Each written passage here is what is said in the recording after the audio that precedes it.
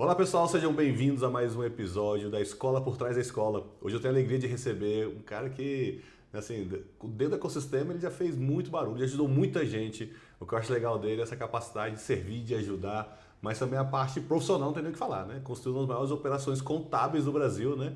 Eu lembro muito bem um dia que eu até comentei com ele, você tem que sair de Brasília, tem que estourar o Brasil inteiro, cara, você tem que ir para outros estados, né? Entrar em outros ecossistemas, porque Brasília já está muito pequeno para vocês. Provavelmente eles são o maior escritório de contabilidade, né? A parte de recuperação tributária e coisa do Brasil. Vocês vão conhecer ele. Mas eu tenho uma alegria muito grande de estar recebendo aqui hoje. Mas pega o papelzinho, pega papel e caneta para anotar, porque tem muito insight legal. E meu objetivo hoje é arrancar dele aqui parte prática, né?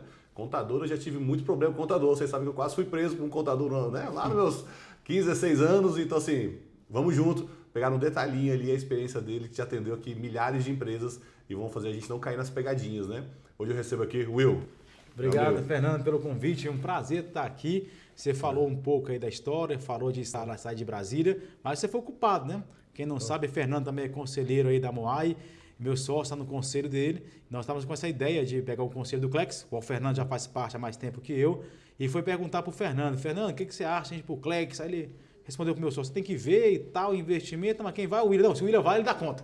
E aí ele me lascou nessa história, eu estava querendo não ser aprovado e fui aprovado, e foi um desafio bem bacana. E o Fernando me recebeu de braços abertos lá. Obrigado mais uma vez. Viu? Até que eu falei pra ele, aquele dia lá, eu falei, cara, vocês têm que entrar em outras bolhas, né? Assim, tem que furar esse ecossistema nosso, porque Brasília é fantástico, a gente tem uma capacidade incrível, sou apaixonado pelo quadradinho, mas o potencial de vocês é Brasil inteiro, né? Assim, então, a gente tem que entrar em outras bolhas e ecossistemas que tem empresários de vários nichos, né? Assim, pra de fato abrir o leque mesmo como serviço, né? A gente tem muita gente para servir, para ajudar. Servir e ajudar acho que é uma consequência, mas o aprender é muito melhor, né? Você aprender a ir para os ambientes com o ouvido de aprendiz, eu acho que é o segredo, sabe? Porque muitas vezes a gente é pego pelo ego, né? Quem veio de baixo, ralou para estar um status melhor hoje do que começou, muitas vezes é enganado pelo ego. E o ego é traiçoeiro. Você pode ter a impressão que você não tem mais nada a aprender. E você está equivocado. Todo dia você tem algo a aprender. Aí, o Will já começou mandando pedrada já. Então eu vou até desconsiderar até o roteiro que eu tinha feito pra gente já entrar até nesse papo mais filosófico e mais profundo mesmo. Gostei da profundidade. Já chegou com os dois pés na porta, né? Will, quando você fala de servir, né? De estar lá para escutar, para ajudar. Me conta uma coisa assim das empresas que você já atendeu, né? Você comentou do ego, né? Muitas das vezes uma das coisas que mais sabota o empresário ali é o ego, né? Assim, o empresário erra muito pelo ego, né? Porque acha que está acertando tudo, né? Acha que está tudo perfeito, mas o nível de maturidade dele ainda está lá embaixo, né? Me conta um pouquinho como você vê essa questão do ego nas pessoas que você atende, você serve e no mundo empresarial de uma forma geral. Então, o empresarial é uma coisa engraçada até, né? Porque normalmente o ego, você vai achar estranho, ele é muito maior em quem está começando a empresariar, a empreender, do que quem já está empreendendo há um tempo. Talvez quem empreendeu há um tempo já deu com burros na água, como diz o outro, há muito tempo, já caiu, já levantou e sabe, todo mundo tem um ego, todo mundo tem um ego dentro de si, mas sabe controlar mais. Quem está iniciando o empreendimento está cheio de ideias, cheio de vontade, primeiras vitórias, muitas vezes largou a CLT e está empreendendo e tal. Ele vai com tanta sede ao pote que ele vai, depois você vai cortar, não sei, com umas viseiras assim, e não consegue olhar para o lado. Então, acho que essas pessoas que estão começando, acho que tem um ego maior do que muitos empresários que estão há muito mais tempo. Essa é a minha visão, né? Não, esse é um ponto legal, pegando aqui no universo das escolas, né? A gente ajuda algumas escolas que estão começando e ajuda até alguns empresários que têm um sonho de abrir sua própria escola, né? E esses empresários, muitas vezes, ele acha que, né, o professor ele é vocacionado, ele tem a vocação, paixão pela escola, paixão pelo ensino, só que na parte empresarial, muitas vezes, ele conhece muito pouco, né?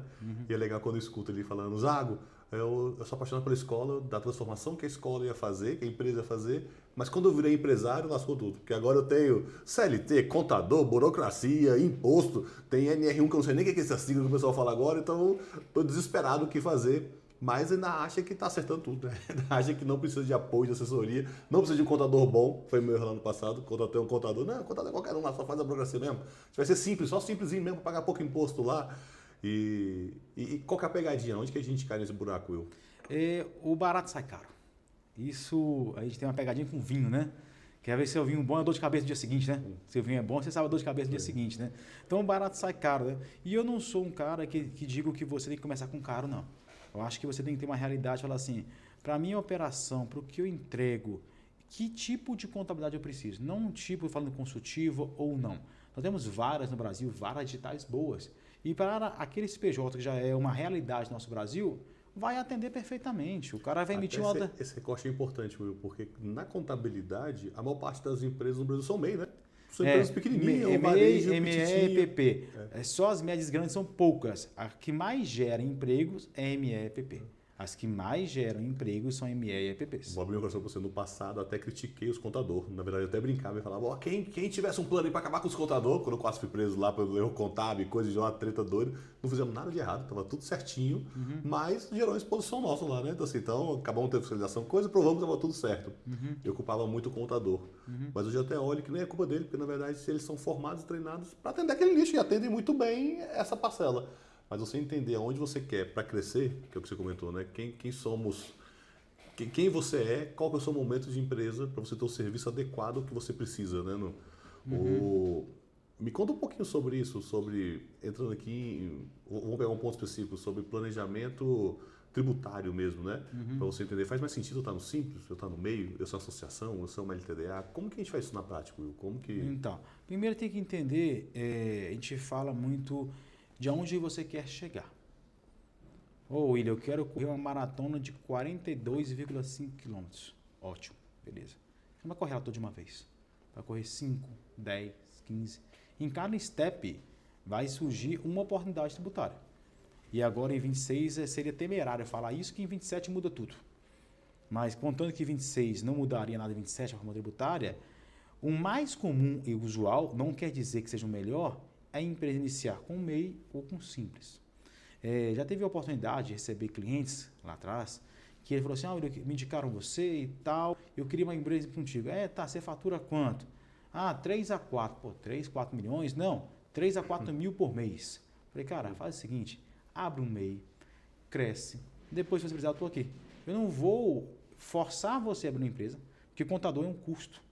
E um custo do contador no início da operação, ele dificulta muito o empreendedor a deslanchar, que é um custo fixo, independente de ter rentabilidade ou não. Qualquer custo fixo para o empreendedor no início, ele é preocupante. Ele é preocupante. Então, o governo, quando trouxe um MEI, ele trouxe uma solução muito boa para quem está começando. Você imagina, se o cara queria formalizar antes, ele só podia Simples, precisava de contador obrigatoriamente. Agora, com o MEI, até 81 mil, ele não precisa de um contador e consegue ser formal, consegue ter nota, consegue atender. Então, é uma oportunidade ímpar de não ter nenhum tipo de custo nesse momento. Às vezes, alguns colegas pensam que estão tirando receita. Não, estão levando receita de quem realmente vai empreender. Porque isso vai virar uma empresa lá na frente que vai precisar de um contador. Hoje, ele não precisa. E com a reforma tributária, cada vez menos, para emitir guia, ele não vai.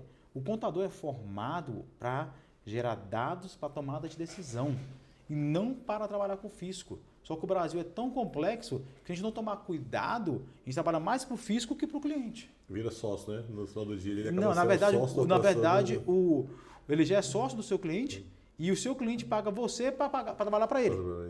Porque todo dia é uma obrigação diferente. Mas é isso, até porque o Brasil hoje bateu o recorde de arrecadação, né? E essa é uma tendência que vai crescer. E se esse é um jogo que a gente vive no Brasil, essa é a realidade, né? Esse é o nosso parquinho, né? Não tem... mas a arrecadação não significa muito, Zago, se você gasta muito. Então, hoje, salvo engano, os que eu li, a nossa dívida está em 65% do PIB, nossa dívida externa. Há um custo altíssimo, já que a nossa Selic é alta. E nos próximos 10 anos, a tendência é que ela chegue a 100% do PIB. Por quê? Porque hoje, nosso plano econômico, ele tirou no ajuste fiscal algumas contas, deram uma retirada ali. Para quê? Para que não colapsar. Mas se essas despesas entrarem no nosso ajuste fiscal, não cabe na conta. Então, não é só arrecadação. É igual a sua casa. Se você ganha 10 mil e gasta 12, não adianta ganhar 10 mil. Mas para a gente não falar de governo aqui, a gente fala nosso dever de casa dentro da empresa, né? Especialmente dentro da escola, né? A carga tributária vai aumentar, né? Isso. E a gente tem que fazer nosso dever de casa dentro da empresa, né? Então, como que a gente Depende. Vamos lá, vamos falar de escola aqui hoje. A escola aqui hoje pode ter escola no Simples, presumido e real. Vamos colocar quem vai ser afetado, que vai ser as escolas que estão no presumido e no real com a reforma tributária. Aqui do Simples não vai afetar nada. Vamos colocar lá. Se você está no lucro presumido com a escola hoje, vai ter algo que você não tinha antes. O seu PIS e COFINS e o seu ISS, que antes eram fixos, agora é um débito e crédito. Então, as suas despesas vão poder abater do seu crédito. Porém, como é uma empresa de serviços, a escola, ainda o maior custo dela, me corrija se estiver enganado, ainda é pessoal. Sim, Pessoas é um custo significativo na escola. E pessoas, ela não entra como crédito. Então, é um valor que não vai entrar como crédito. Porém, a escola, esse ramo, foi um dos que foi beneficiados com redução da carga. É uma reforma tributária, que já estamos no mês de março, entrando semana que vem, que nós não temos ainda a alíquota que vai ser cobrada. A gente não tem o valor da alíquota. Mas sabemos que da alíquota que tiver, vai ter uma redução de 30%, se não me engano, para as escolas na alíquota básica. Então, isso deve compensar um pouco não poder abater a questão da folha de pagamento. O que isso melhora? Se ele vai lá e paga um aluguel, o aluguel já gera um crédito para ele. O aluguel hoje não tem nenhum tipo de abatimento. Ele paga a alíquota cheia. Como ele pega um crédito cheio, na hora de pagar ele paga um crédito menor. Isso ajuda ele a pagar um crédito menor na frente. Então, não necessariamente a escola vai pagar mais tributo. Tem que fazer conta para saber. Tem que fazer conta para saber. Esse é um ano de... Esteve ontem um evento com a Y Consultoria, um planejamento de estratégia e tudo. Falou, olha, em planejamento estratégico o cara pode até fingir não tratar de tributo em 26. Em 27 é impossível. Ele tem que ter no planejamento estratégico dele tributos. Senão a empresa colapsa. Colapsa. Quando a gente até fala aqui, Will, até, né, da importância de ter esse planejamento estratégico, porque antigamente, com mais margem, com menos competitividade, né, então o mercado era menos competitivo. Mas o que acontece é o número de alunos não aumenta ano após ano. O número de alunos é fixo. Só que, por outro lado, o número de escolas, a concorrência, aumenta ano após ano. Então o mercado fica cada vez mais complexo, mais difícil, você tem que ser cada vez mais eficiente. Né? E aqui muitas escolas começam a usar artifícios, né? E não é artifícios dentro da legalidade, de você ter a parte tributada como material didático, por exemplo, você ter a parte, né, como serviço. Então você tem múltiplas formas de você estar exercendo o seu serviço de uma forma geral e não tributando tudo em uma única nota fiscal.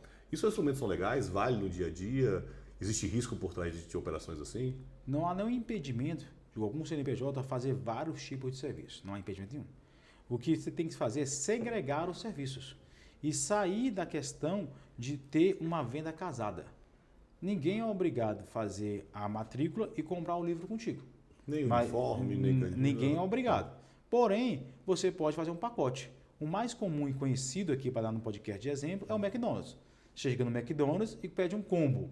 Batata, refrigerante e o sanduíche. Ele sai X valor. Se você compra separado, você pode. Ninguém te impede de comprar separado. Só que quando você soma, não vale a pena. Força você a comprar. Por que o McDonald's faz isso? Porque é melhor tributariamente e é melhor para as vendas dele. Não, mas detalhe aqui, como é que é a estratégia por trás disso? Como que é a estratégia tributária? Vou falar do McDonald's, vou te falar da escola. Tá. McDonald's. Hoje, nós temos vários tributos. O PIS, o COFINS e o ICMS, eles são sobre o faturamento. Só que tem uma parte da tributação deles que a gente fala que a gente paga antes. Quando ele compra, ele já paga na cadeia inteira. Então, quando ele vende, seja qual a margem do que ele colocar, ele não paga mais esse tributo. A gente chama de ICMS-ST e PIS e COFINS monofásico. Então, se eu comprei uma Coca-Cola a R$10, quando eu for vender ela, o PIS, COFINS e ICMS eu pago zero. Seja eu vendendo ela a 10, a 15, a 20 ou a 30. Então, eu vou pagar zero. Então, quando ele fecha o combo, o que ele faz? Ele aumenta o preço do refrigerante e abaixa o preço do sanduíche e da batata. Então, no lucro dele, vai ter o maior preço, aquele que ele já não paga. Ele joga o preço da carga tributária naquele que em não cima paga, daquele item que ele tem maior benefício. Que ele tem maior benefício. Entendi. Entendeu? E voltando para a escola, nós temos aí, que é muito justo, uma imunidade constitucional, que é livros, que é revistas, periódicos, que isso não paga ICMS, nem PIS, nem COFINS. E com a reforma tributária se mantém essa unidade. Isso não vai mudar com a reforma tributária? Não vai mudar. Aquilo que já era isento ali, que é o material... Vamos mudar. Isento é uma coisa, imunidade é outra. Imunidade está na Constituição. Para ser mudada, tem que fazer mais de 3/5, juntar congresso, fazer... É toda uma estratégia. A isenção, não. Vamos colocar uma isenção? O PERSE foi isenção, ou uma alíquota zero. Uma lei, você consegue fazer. Então, a imunidade é muito mais difícil você trabalhar ela, retirar ou modificar. Então, mas que fique claro, a imunidade não está dentro de nenhum escopo hoje, né? Então, nem a mudança da reforma tributária agora em 26, nem 27, isso não pega. Isso não pega. Essa imunidade ela não foi atingida. Ela só foi alterada para que, quando mudar o tributo de PIS, COFINS e ICMS, para IBS e CBS. Tá bom. Só uma nomenclatura para ela ter a validade dela contemplada na reforma tributária. Tá bom. Entendeu? Então, quando você coloca que você não é mais serviço na escola, está vendendo um livro, você vira uma editora. E como editora, você não paga PIS, COFINS e ICMS. Ou seja, você não paga CBS e IBS. Vai pagar imposto de renda e CSLL. Então, você tirou 3 impostos da frente. Entendi. Não há nada de irregular se você é uma editora. Nada te impede de ser isso. O que as pessoas confundem são vendas casadas. E isso pode ter problema com o PROCON e com a própria Receita Federal. Entendi. E quando a gente fala aqui, não é só a estratégia tributária, né? Quando você fala a escola virar uma editora, na verdade é para gerar melhor material didático, melhor material de ensino, de distribuição. Às vezes os professores fazem, eles mesmos fazem o material personalizado, com a metodologia que eles acreditam que seja melhor para os alunos dele. Isso tudo pode acontecer.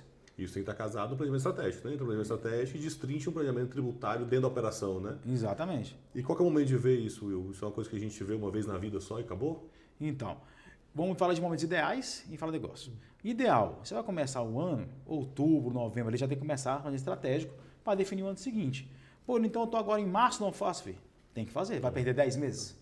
Então não existe momento inicial obrigatório. O melhor seria antes do início do ano. Mas se não fez, faça agora. Ou seja, quem não teve essa conversa no último ano... Faz agora. Está atrasado, tem que fazer. Faz agora. Sábado e domingo, fazer o que agora? Planejamento estratégico tributário. Exato. Não, acho que primeiro tem que fazer o estratégico por causa do tributário. Depois destrinchando o tributário. Exatamente. Né? Eu brinco que primeiro você faz a planta da sua casa e depois você chama o pedreiro. Sim. Pô, a planta é essa. Não, esse tijolo não serve, esse terreno aqui precisa de mais aterro. Sim. A gente vai entrar nessa parte.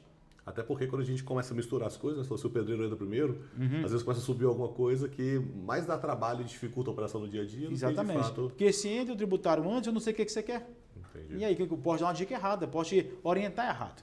Você tem que saber aonde você quer chegar. E isso aqui envolve não somente... Então, o tributário está olhando muito para a escola, né? De uma forma geral, você busca a escola paga em cima da receita do serviço. Mas a gente tem muitos outros encargos juntos ali, né? Porque a gente tem folha de pagamento, a gente tem, inclusive, retiradas em associações onde você tem a retirada do Prolabore, dos sócios lá, onde você tem a retirada dos mantenedores. Você comentou do imposto de renda. O que muda no imposto de renda na operação, né? Que está sendo um terror, né? O pessoal tem falado, nossa, tenho que mudar completamente a forma como eu operava, porque antigamente eu retirava grande parte disso como lucro, né? Divisão de lucros, né? E hoje não pode ser mais assim. O que muda na prática? Você tocou uns assuntos interessantes. As escolas têm formações, né? Tem empresa, tem associações, tem filantropia, tem tudo, né? Isso tudo está sendo movido, né? A associação agora que não tiver uma regulamentação, ela vai pagar IR também.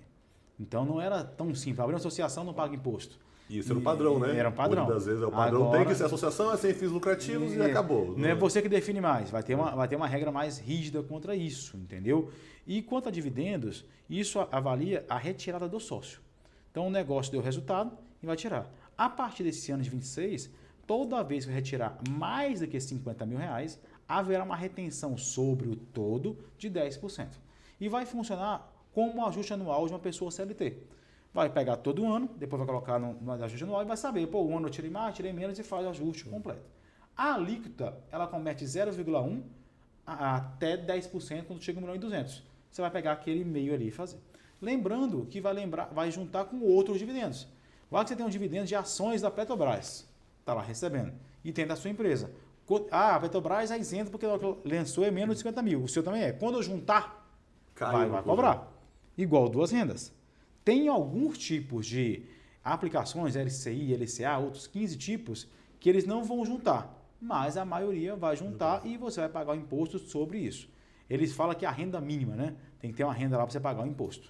E isso vai mudar já. Grande parte brasileira já vai ser enquadrado nesse novo arranjo, né? Esse mês nós já declaramos a ser tirado dos sócios de janeiro. Se ele estava na ata do ano passado, que pode ser feita com retirada de lucro até 2028 sem pagar imposto, e se é um lucro novo de janeiro que já paga imposto. Então esse mês já está informando. Muito bom. Então, muito bom não, né? O desespero de muitos empresários, de muitas lideranças que estão na frente da escola e que no dia a dia acabavam não pagando imposto de renda sobre essa tributação, né? Que de fato fazia uma retirada do caixa, né? Mas isso saía, e muitas vezes, Will, nem era de maldade não, porque quando você pega grande parte do serviço que a gente tem que operar no dia a dia, então você pega Instagram, contas de anúncio, até Uber, várias dessas contas acabam rodando num cartão do dono, né? Então, às vezes, o vai dono forçar a gente cumprir o princípio da entidade, né? O que é da empresa, o que é do sócio. Então, mas isso é um problema prático no dia a dia, né? Porque quando a gente pega muitas escolas, você tem um cartão ali, é serviço assim, né? Então, a gente faz o serviço, rodava no cartão e no final do dia a escola acertava o caixa. Só que hoje, para a Receita, isso não faz mais sentido, né? Hoje, se rodou no cartão do sócio, é do sócio, né? E, não, tem como comprovar, tem como pegar a nota, isso existe, reembolso ele existe. Existe hoje no mercado, Zago, muitas tecnologias, não vou citar nomes aqui, mas que eles dão para a empresa um cartão com um limite X, Y, Z, e esse cartão ele vira mini cartões. Ele consegue colocar no teu celular um cartão e ele coloca um limite, você lá, você deu para sua secretária ir comprar pão, que faltou pão. Você joga o limite na hora, ele já faz. E ele é integrado com o WhatsApp e assim que ela compra, ele tira uma foto da nota e já vai para a contabilidade. Então, existe hoje tecnologias que ajudam muito o empresário a não correr esse risco. Por quê? Até quando o dividendos era isento, não havia muitas coisas da fisco na empresa, se tinha despesas pessoais ou não, aquela confusão patrimonial. Mas agora, como é tributado, a fiscalização tende a aumentar. Porque se ele colocou despesa pessoal lá dentro, é dividendos. Se é dividendos, paga 10%. É a famosa DDL, distribuição disfarçada de lucro. Então, ele tem que deixar cada vez mais certo o que é da empresa e o que é dele. E essas facilidades que nosso mundo traz, já trabalhou com fintech, que é bom pra caramba, isso é uma fintech que eu estou te falando, que você tem todo o seu reembolso ajustado, você consegue colocar para uma pessoa X ou Y, hoje com a questão de colocar no celular o seu cartão, você coloca o cartão para um colaborador teu, você tira o limite, você põe limite, você põe o horário que você pode gastar, você põe o tipo de estabelecimento que você pode gastar, então assim, fica até mais fácil o controle do que era antes. Você comentou um pouquinho de novidades aí, de tecnologia, de benefício. Conta um pouquinho o que tem na vanguarda aí de benefício para o colaborador, né, na ponta ali. Então, seja de auxílio, de benefício, de uma forma geral, esse pacotinho que envolve benefícios para o colaborador, né, para o time como um todo. Colaborador hoje, né, tá mudando muito, né? Que dificultava muito, né? As empresas de ticket, né, alimentação, colocar assim, né, elas cobram da final um valor de taxa.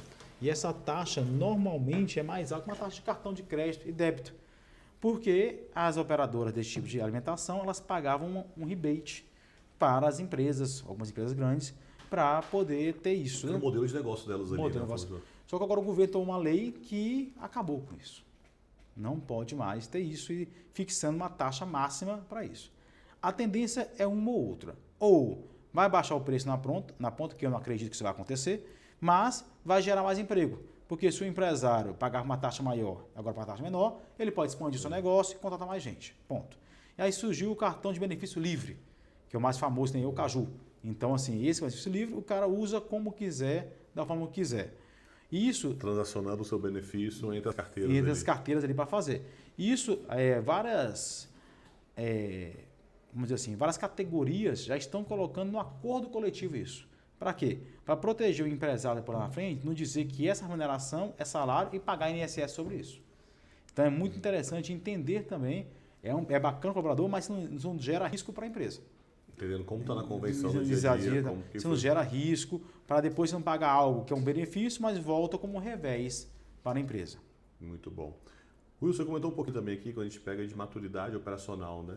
Você falou, a empresa lançar, né? Como que a empresa lança esse registro, né? No final do dia também eu vejo que maturidade contábil dentro da empresa é uma coisa que é uma escadinha que você vai crescendo, né? Você falou, não tem certo e errado, ninguém começa lá em cima, você começa devagarinho e vai crescendo, né? Só que ratear, eu queria que você falasse um pouquinho sobre centro de custos, por exemplo. Qual que é a vantagem de eu ter centro de custos de fato cadastrados? Porque pouca gente entende até quando a gente fala isso, né? Quando a gente fala que você pode chegar, né, quando a gente estuda de faculdade, por exemplo, eu falo que eu posso ter inclusive ali o valor de receita e despesa de uma turma, né? Ou de um curso, né? Então dentro desse curso eu tenho várias turmas, ou dentro desse curso eu tenho vários campos, ou se eu tenho 2, 3 campos, e muitas vezes a categoriza tudo junto. E no final do dia ela olha a DRE e fala, não consegue entender nada, né? Porque ela também não consegue nem tirar os dados porque ela não categorizou e lançou de forma correta, né? Explica pra gente um pouquinho qual que é a importância de ter uma boa árvore de custo, essa distinção de centro de custo. Eu gosto sempre de fazer analogia, sabe? E é tipo o seguinte, você tem um jogo de futebol, 2 times jogando, um contra o outro. Você precisa fazer uma tabela de jogos? Não, já é uma final, né? Quem ganhou, ganhou, né? Então não precisa. E eu falo para a empresa, você tem um produto, você está vendendo um produto, precisa de centro de custo? Para quê? Você tem um produto, vende aquilo, não tem o que fazer. Agora você vai crescendo, você tem vários produtos, tem várias linhas. E eu digo que quanto mais dados, melhor. que com os dados você extrai informação hoje, amanhã você extrai uma outra informação diferente. Quem te orienta que antes de falar em centro de custo, eu tenho que detalhar todos os dados. Vou dar um exemplo para você. Você comprou material didático para revender na sua escola. Comprou material para o primeiro ano, segundo ano, terceiro ano. De física, biologia, matemática, tal.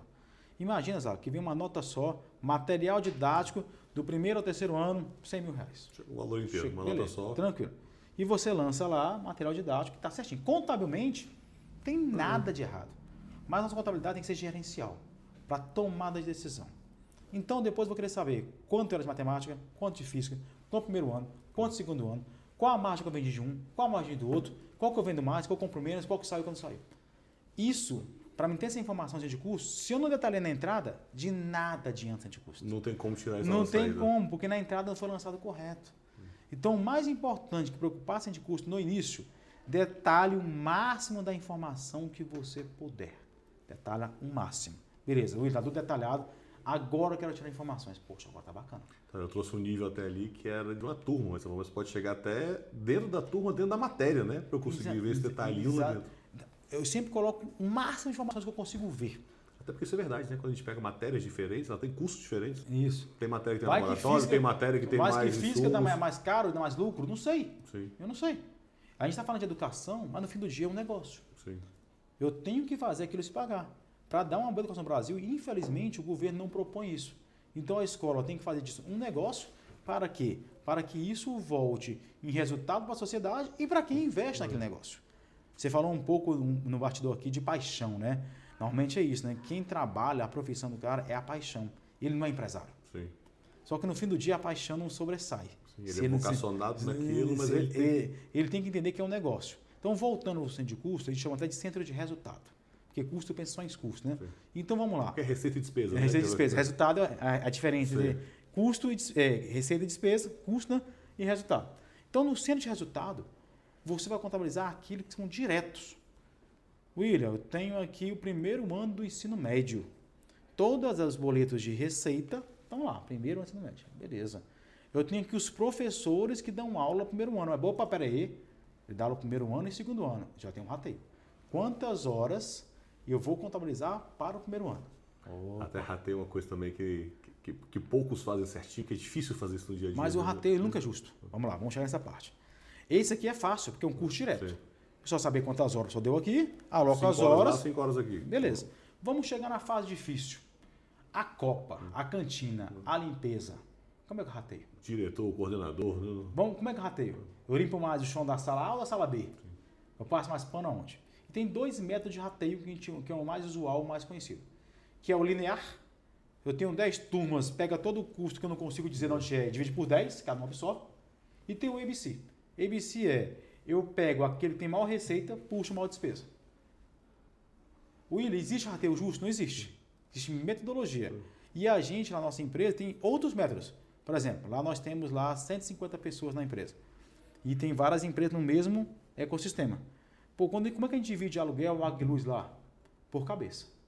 Quem tem mais colaborador, paga mais aluguel, mais água, mais luz. A gente entende que essa que tem mais colaborador vai ocupar mais espaço, vai usar mais água, vai usar mais luz, vai usar mais internet. E tem outras despesas que a gente reduz por empresa. Pô, nós temos um time de marketing, ele atende as 3 empresas. Então, divide por 3. Então, você não precisa usar o mesmo método para todas as despesas. Tenta ser o mais justo, mas sabendo que você nunca vai ser justo.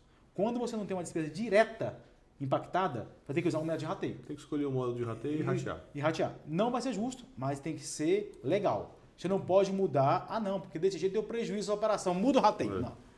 A regra do jogo ela tem que valer um ano inteiro. Você pode mudar, mas muda para todos, não só para um. Não fica injusto. Você vai ter um lucro ou um prejuízo artificial naquela operação. E essa, no final do dia, é a única forma de você ter clareza gerencial, de fato, para entender se, por exemplo, o ensino fundamental dá mais dinheiro que o ensino médio. Ou para entender se qual que dá lucro, prejuízo, ou até para ajustar alguma coisa na operação. Aí vamos para outro ponto, né? Falamos de receita a modo competência. Vamos olhar para um negócio que é o rei das empresas. O que é o rei das empresas? O caixa. Não importa eu ter um lucro na DRE se eu não recebo da inadimplência do aluno. E aí vem o índice de inadimplência, que é muito importante. Poxa, vale a pena eu ter um ensino médio se a inadimplência é maior do que o fundamental? Agora esquece o coração, a paixão de ensinar. Vamos falar de negócio. Será que vale a pena? Quando eu analiso a inadimplência, eu vou dizer se vale a pena ou não. Não adianta eu ter rentabilidade, ter uma coisa bacana, se eu não recebo. O caixa é rei. É porque eu sou muito bom numa área, mas não sou muito bom na outra, né? E a gente, normalmente, isso acontece nas escolas, tanto pela parte pedagógica e ensino. Então, nossa, isso aqui é muito forte no ensino médio. E é muito fraca no ensino fundamental. E muitas vezes a gente atribui esse fator somente ao pedagógico. Só que não é, né? Não é só a capacidade de ensino. Tem muitos outros fatores atrelados. E um deles pode estar, inclusive, relacionado à margem, ao caixa, à sua eficiência operacional, né? Não. Na verdade, houve uma frase, você estava nesse evento lá, do pai do Neymar pai. Ele falou assim, eu não sou oportunista, mas não perco uma oportunidade. Só que tem outra frase que eu ouvi de um amigo meu, do Léo Vieira. Ele falou outra frase que vai de choque com essa, tem que estar com as duas na cabeça. Nem toda oportunidade é oportuna. O que quer dizer? Poxa, eu comecei uma escola só no pré. Porra, legal. Agora eu jogo o aluno para o mercado. Né? Só tem um pré e vai para o mercado. Sim. Não, vou criar de primeira a quarta série. Empurrando, né? Eu vou criando. Mas eu vou criando não é porque eu estudei o negócio. É pelo medo de perder. Sim. Vou criando. Tem escolas muito renomadas em Brasília que eu conheço que só é maternal e pré e creche. Está ótimo.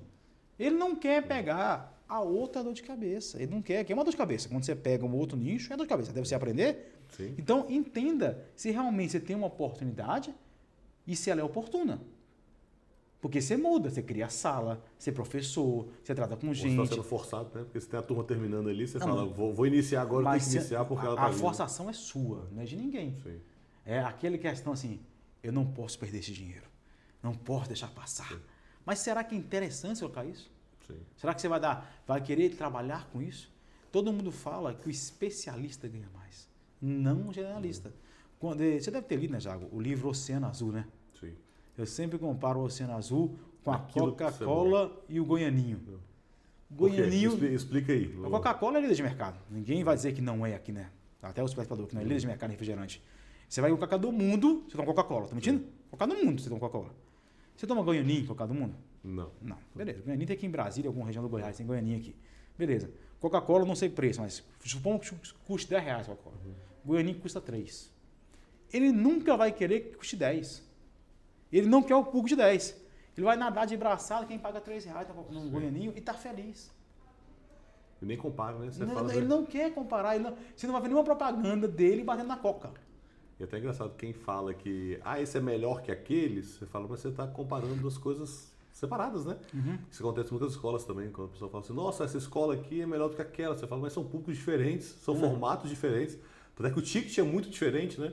Então, uma tá na região cobrando um ticket de 5, 6 mil. A escola você vai para um verdurão, gente. Aquele tanto de verdura. Você vai para o caráter religião, um caráter, vamos dizer assim, militar ou não, um caráter mais liberal. Aí você escolheu o fundamento que você quer, dizemos assim, o tipo de ensino. Aí você vai para o ticket. Aí você vai para a região. Pô, você tem uma escola, vamos colocar aqui, uma em Águas Claras e outra na Asa Sul. Eu não tenho esse número, mas eu tenho certeza que a Asa Sul é mais cara que a Águas Claras. Com o mesmo professor dando aula lá e cá. É porque está nichado muito no público que você atende, né? Exatamente. Então, na verdade, nichado no CSP, né? Exatamente. Então, eu estou te falando, primeiro eu escolhi o tipo de escola que eu quero para meu filho. Religioso ou não, militar ou não, liberal ou não, não estou aqui julgando. É um tipo, eu posso escolher. Bilíngue ou não, se ela é o dia inteiro ou só meio período, pô, escolhi, beleza. O tipo que eu quero. Agora eu vou escolher quem eu quero. E aonde vai ser. Mudou a região, eu não conheço muito o Brasil, muda tudo. Deve ser o Brasil inteiro assim.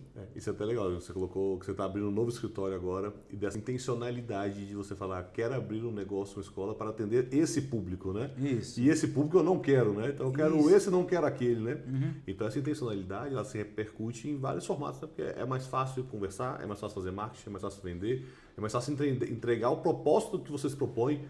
Porque quando você começa a virar um bolo ali, você fala, nossa, eu quero todo mundo, eu aceito qualquer um, eu aceito de tudo, acaba que você não entrega nada para ninguém, né? Não. O Joel me indicou um livro chamado Posicionamento de Marketing. Vou te mandar aqui para o seu pessoal. E lá ele fala o seguinte, no marketing, no posicionamento, todo mundo fala o que é, né? Mas ninguém fala o que não é. Sim.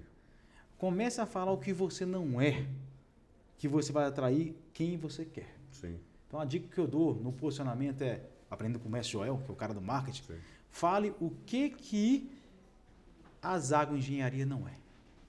A Zago Engenharia não é uma construtora de Minha Casa Minha Vida. A Zago Engenharia não é, uma construtora de carros de luxo. Não é real estate. Porra, então tá. Então já não vou. Você já tirou um lead errado, Sim. que podia chegar em você, concorda? Cliente errado dá mais trabalho. Dá mais trabalho. Porque eu faço tráfego pago e vem um cara errado. É que você só fala o que você quer, você não fala o que não é. Sim. Sim, a gente tem que aprender a falar o que a gente não é, mas dá dó. Sim. A gente tem dó. Pô, mas se o cara aparecer aqui, né? Quem sabe eu não faço, né? Isso é que normalmente a gente faz, né? Exatamente. Você vai falar, por que não, né? Por que não? Tu tá aqui, o Zago faz aqui ambiental há anos. Pô, mas tem que fazer uma casa. Mas essa casa é aonde? Pô, é do lado de casa, eu conheço o pedreiro, pô, eu já sou engenheiro mesmo. Bora pegar! É. Só que aí você sai do foco. O que o Flávio Augusto fala? Foco. Passei 26 anos em um só negócio. Isso acontece muito nas escolas, Will, porque ou ele foi crescendo, empurrando as turminhas. É quando chega no ensino médio com essa pressão para querer abrir o ensino médio, e é um outro bicho, um outro jogo. Ou também quando ela abre um outro campus num local totalmente novo, né? Que mudou a ICP. Mas então, aí as escolas, eu acho que foram muito afetadas na pandemia, porque acelerou demais a questão do digital. O EAD, ele já existia, tá? Mas com a pandemia ele estourou. Conheço muitas escolas que estão com campus vazio. Campus vazio. E antes, para você crescer, você tinha que ter terreno, né? Você tinha que marcar. Dá um exemplo, eu gosto muito de analogia, Rua das Farmácias. Por que não fica nenhuma farmácia vazia? Porque você entrar em outro lugar e pega espaço. Então, quando surgiu um lote grande, uma escola ou outra disputava o lote, porque ali caberia aluno, 10 mil alunos, 5 mil alunos. E hoje, em Brasília, faculdades, universidades grandes, com mais de 10 hectares aí, católicas, CEUB, que são gigantescos, que eles têm o mesmo tanto ou igual de alunos virtuais. Então, hoje, a capacidade física para o ensino superior já não é tão importante como foi antes. Olha que rodada que deu esse negócio. Mas isso é um dado interessante. Além do regulatório estar mudando para o EAD, né? Então vai trazer uma mudança grande, mas o que é legal pegar no comportamento. De fato, no pós-pandemia ali, o EAD disparou, né? O digital disparou, só que o dado desse agora, esse último trimestre, na graduação, por exemplo, graduação, né? O 100% EAD ou presencial, ela caiu 39% comparado com o ano passado. Então, ou seja, o 100% presencial online ele vem caindo. E o que vem crescendo é o semipresencial, onde você tem uma base de fato que seja online, híbrida. Só que você tem um pedaço presencial que é principalmente onde você entrega mais valor, né? Então, no presencial você vai entregar, quando você roda do ensino superior, o superior vende o quê? Ele vende empregabilidade, né? Então, no presencial, onde você vai ter contato, relacionamento, onde você vai ter práticas, né? Então, isso cresce cada dia mais como comportamento humano, né? Então, o comportamento humano que na pandemia despertou para o digital, hoje ele já vem mudando de comportamento. E o próximo ciclo é crescer o semipresencial, o híbrido, e diminuir o 100% online. Tá, eu tenho dois exemplos disso aí de comportamento que eu sou novo, mas vi acontecer. Quando no Brasil liberou terceirizar 100% da atividade fim. Então, você tem engenharia, pode terceirizar um engenheiro. Antes não podia. Se você terceirizar a menina da Copa, mas engenheiro não pode. Hoje você pode, está liberado. Só que todo mundo entendeu que era tudo, 100%. Então, supermercados chegaram a terceirizar o cara do caixa, porque poderia terceirizar. O banco terceirizou o caixa. Então, o Brasil tem essa cultura de fazer tudo que é liberado. Liberou, vou fazer. Fez. Depois ele percebeu que não deu certo. Ele voltou e colocou aquilo que é para terceirizar. O que é terceirizar? O que não é só core. O que não é o core, você tem que terceirizar. Se for core, não. Então, hoje você tem muito menos terceirizado a atividade fim. Não é porque a lei obriga, é porque o mercado é melhor. Então, o segundo exemplo que eu brinco, que é a biblioteca. Você sabia que a biblioteca na nossa época é a IA de hoje? Detalhe mais, me conta, explica. A biblioteca na nossa época é a IA de hoje, é o chat GPT de hoje. Por quê? Na nossa época nós tínhamos que estudar, beleza? Não tinha internet, você tinha aquela da UOL lá, e você tinha que ir na biblioteca, pegar um livro, tirar xerox só de uma parte, para estudar e fazer. Ali era a sua fonte de dados, sua fonte de informação. Por ser arcaica, e a gente não conseguia comprar todos os livros, eram caros, biblioteca não chegava, era mais difícil você ter conhecimento. Mas quando você tinha, ele tinha mais substância, porque você não conseguiria absorver ele superficial, você teria que aprofundar nele. Com a evolução da sociedade, da tecnologia, você teve Achei, Aqui, Wikipédia, por último o Google que estava mandando em tudo. Você imagina, no Google ele fazia tudo. E chegou o ChatGPT, que faz tudo. Mas entenda que é o mesmo livro de 30 anos atrás que você estudava. A diferença é que é a facilidade que está. Mas o que isso muda? Acabamos de falar de virtual. O cara faz uma prova virtual, olha no ChatGPT, cola e tira 10. Beleza. Está enganando a si mesmo, a faculdade talvez. Mas no dia a dia, hoje no podcast, eu não posso pegar meu celular e pegar o ChatGPT para responder você. Se você não entender que o ChatGPT e o livro têm a mesma função, ele é um meio. Ele nunca vai ser o final. Esse problema aí é um problema tão velho que ele vem lá de Platão. Assim, uma das críticas que Platão já tinha até sobre a aprendizagem. E quando a gente traz outras vezes para a nossa época, por exemplo, que a gente aprendeu muito com musiquinha. Então você falava, apresentei aquela musiquinha de biologia, aquela musiquinha de química, para aprender aqueles termos lá. 107 da tabela periódica? Então você decorou a musiquinha, para quê? Para na hora da prova você conseguir responder se era aquilo ou não, né? Então se usou muito na biologia, na química. E quando você vai hoje para o ChatGPT, é o mesmo não aprendizado, né? Por quê? Porque eu consigo responder a prova, eu consigo passar na prova, mas eu aprendi de forma prática aquilo que me serve para o dia a dia? Não. Esse é um problema que a humanidade vive desde Platão. Então você fala assim, então a gente vem evoluindo como ensino, mas no final do dia a gente não está aprendendo, né? Então, é engraçado, você chama o seu podcast e fala muito de escola, e eu estou lendo um livro do Augusto Cury, né?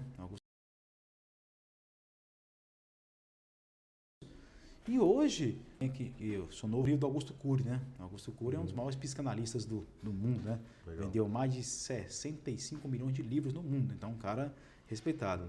E uma coisa interessante, não vou entrar muito na polêmica, mas ele era ateu. Depois que ele foi estudar a mente de Jesus, ele descobriu que Deus existe. Que ele falou que não poderia existir alguém tão extraordinário que fosse humano, que ele foi capaz de trazer 12 discípulos que não tinham nada a ver, formar eles como líderes. Mas voltando ao teu aqui, o que ele diz lá, né? Algum dado importante. Ele diz que hoje, uma criança de 7 anos, minha filha, tem a mesma capacidade de dados na cabeça dela que os maiores pensadores da Grécia Antiga. E isso traz para ela a síndrome do pensamento acelerado, que isso atrapalha a aprendizagem e que hoje a aprendizagem não pode ser mais como era antes. A decorativa tem que fazer. Ele até fala que a prova não é tão importante, mas a capacidade dela pensar como foi a resposta. Só que isso é uma discussão, uma educação, eu não vou entrar. Estou trazendo só para você entender que como isso, a tecnologia mudou a forma de ensinar. Mudou a forma, totalmente. Totalmente. Mas ainda repete aqueles mesmos problemas que a gente tinha do vício de aprendizado, né? Então essa é a nossa dificuldade dentro da sala de aula da forma como um todo. Mas você comentou aqui um ponto que lhe chama a atenção, que é o líder. Você é um líder fantástico. Hoje, quantos funcionários você lidera, né? Quantos times você lidera? O que você poderia comentar aqui? Esse quadro nosso, que é a escola por trás da escola, o foco delas são lideranças, né? A gente foca ali no gestor. O que você considera hoje que um grande líder tem que ter? Né? O que você aprendeu na prática ali? Que você fala, cara, esse foi um aprendizado que virou a minha página como líder, né? Assim, eu sou um novo líder agora fazendo isso, né? Então, o meu maior erro era esse, né? Quando você comentou do ego ali, o que o Will teve que reduzir no ego dele para se tornar o líder que ele é hoje, né? Vamos lá, vou falar uma palavra em cima disso a fazer. Todo líder tem que aprender, como diz Tales Gomes, a engolir sapo. E aprender a engolir sapo. Detalha mais, explica. Então, qual foi o sapo que você já engoliu aí para aprender isso? Tanto o sapo cliente como o sapo colaborador. Porque você tem que entender o seguinte, quando o cliente paga um sapo, alguma coisa, e às vezes você pode até achar que está certo, tá? Mas o confronto, ele só aumenta o conflito. Qualquer confronto, ele aumenta o conflito, ele não apazigua. Eu te contei essa história, você sabe, Zago? Eu fui bancário do Bradesco antes de ser empresário. Na época o Bradesco tinha fila, não é igual hoje não, né? Naquela época tinha algumas filas quilométricas. Para quem não sabe, antigamente o banco tinha uma norma que não pôde ficar mais de 20 minutos na fila, que não o Procon vinha e multava. Você lembra dessa época, né? Só não cumpria, né? Só não cumpria, mas você lembra disso, né? A gente colocava a culpa no sistema e tal. E muitas das vezes eu estava na fila lá e os clientes já exaltados, em pé, né? Aquela coisa todinha, gritavam. Oh, não funciona, não sei o quê, não sei o quê. Aí a gente aprendia no treinamento. Você chega pro cara e fala, boa tarde. Como que eu posso ajudar? O cara vai estar gritando no seu ouvido. Aí você fala, a minha solução é passar você na frente de todos. Eu posso fazer isso, pessoal? Você não entrou no confronto. Você trouxe uma solução. E a decisão é dele. A decisão dele ou não dos outros de aceitarem. Então, o que eu aprendi como líder é não ter confronto. Se você não for por confronto, não é confronto dizer, gente, que Você você não vai discutir, não vai tudo. discordar. Não. Mas a forma como você fala muda tudo. A forma como você fala muda todo o teorema de Pitágoras. Tudo muda. Tudo muda. A forma que você fala. Isso é a forma que o Will traz um pouquinho mais, Will. Nessa parte de comunicação, você é especialista, né? Você faz isso Não. de forma nata ali. Porque... Não sou, não. Tanto é que a doutora Amanda, a fonoaudióloga, trabalhando muito, há quase um ano aí, para melhorar a dicção e poder comunicar melhor. Não, mas ele está falando do canal em si. O canal, mas o canal importa muito. Da capacidade de conexão com a pessoa, com quem está do outro lado, entendeu? Isso. A empatia. Então você fala, eu consigo me conectar com o Will, então você está melhorando ali a técnica do falar, mas a sua capacidade de conectar. Eu olhei no olho, me conectei, né? Gerei o rapport, seja para venda, ou seja na crise, seja no atendimento. Então isso também é um dos grandes aspectos que o líder tem que ter, né? Essa capacidade de se conectar com quem está do outro lado. Né? Tem uns estudos, a gente falou agora há pouco, né? Nós falamos da questão de empresário e paixão, né? Formei em contabilidade, formei em direito, sou advogado, contador, mas lá não tem aula de empresarial, não tem aula de você como empreender. E ser empresário é totalmente diferente de ser contador, diferente de ser advogado, diferente de ser engenheiro. Ser empresário é um bicho diferente, né? Diego do Vale fala que de ser empresário é profissão, né? Sim. Então, assim, o que eu quero dizer é que quando você fala de comunicação, de empatia, você tem que entender aonde você quer chegar. Mas o principal, um dever de casa, que sua mãe falava contigo. Não faça nada com os outros que você não gostaria que fizesse com você. Se você seguir essa regra básica, mínima possível, a mínima, básica, você consegue empatia com os outros. Exemplos, se eu chego, te conheço e tal, e elogio a sua empresa. Vi no site, vi lá pegar informações públicas, tem lá, uma das maiores empresas, assim, assado. Dificilmente você vai falar assim, então tá bom, vira as costas para mim. Você vai estar interessado. Poxa, legal, o que você gostou mais na empresa? Você vai entender, aí a vantagem é não ser superficial. Porque você só jogou a palavra e não estudou sobre ele, você cai agora. O chat GPT já não salva mais. Você não pega o celular e fala assim, por que é mais do que o Zago está perguntando aqui? Não vai fazer mais. Então, se for uma coisa genuína, você não vai ter dificuldade. Seja genuíno, não tem dificuldade. Mas queira mesmo fazer parte daquilo. Me conta, entra mais fundo nesse seu detalhinho aqui, porque desde quando eu te conheci, você é o cara que consegue gerar essa conexão, né? Que consegue gerar esse rapport ali, né? Você falou, nasci e aprendi com a minha mãe como fazer, mas como você treinou isso no chão de fábrica ali na prática, né? Visitando a empresa, visitando o cliente, quebrando o chão ali dentro do escritório no dia a dia. O que é o grande detalhinho ali que o Will pode passar de aprendizado? Fala, cara, um grande líder, isso eu tento melhorar todos os dias para cada vez fazer mais isso e menos isso. Tá. Primeiro que hoje nós estamos gastando mais tempo com a equipe. Investindo mais tempo.